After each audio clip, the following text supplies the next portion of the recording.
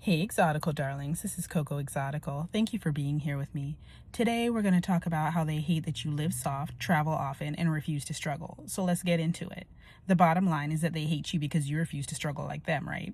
You're out here living the soft life, booking trips, tanning in St. Bart's, sipping lattes in Paris, soaking up the culture in Rome, and choosing peace over chaos, and it drives them insane.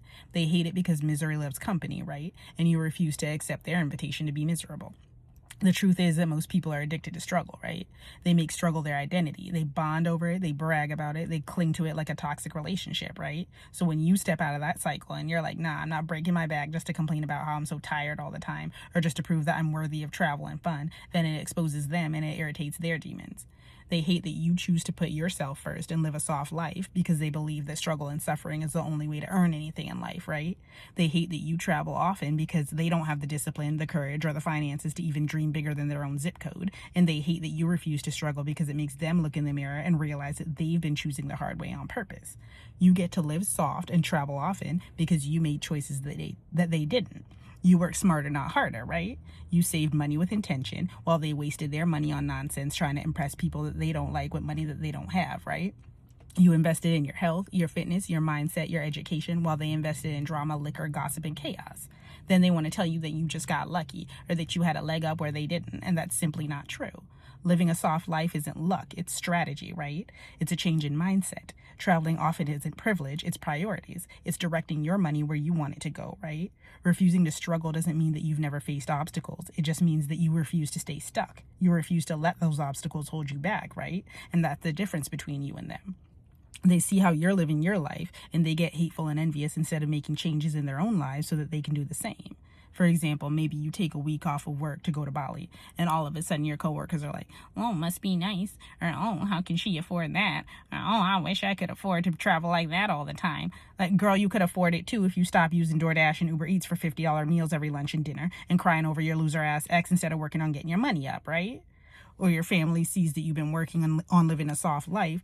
So you've been focusing more on yourself. Maybe you're traveling more, you're elevating your mindset, or maybe you're changing up your look or redecorating your home.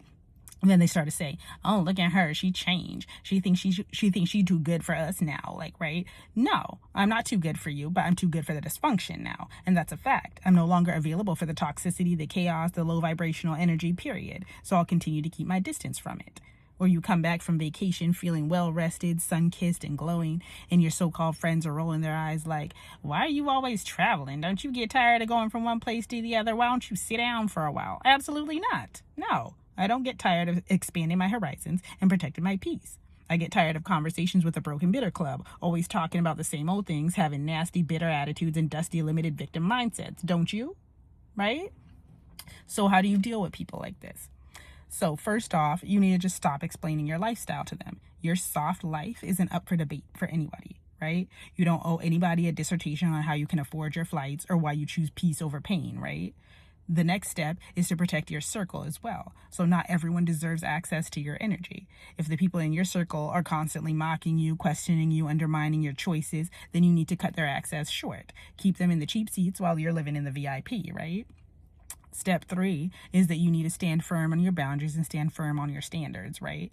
So people are going to try to guilt you into the struggle Olympics, talking about, oh, we all have to grind and suffer and sacrifice to make it in life. No, we don't. That's their choice. You've graduated from survival mode into thriving mode, right? And you're not going back, period. So they hate you because you live soft, you travel often, and you refuse to struggle because deep down they wish they could do the same, right? But instead of changing their lives, they'd rather criticize yours. So don't fall for it.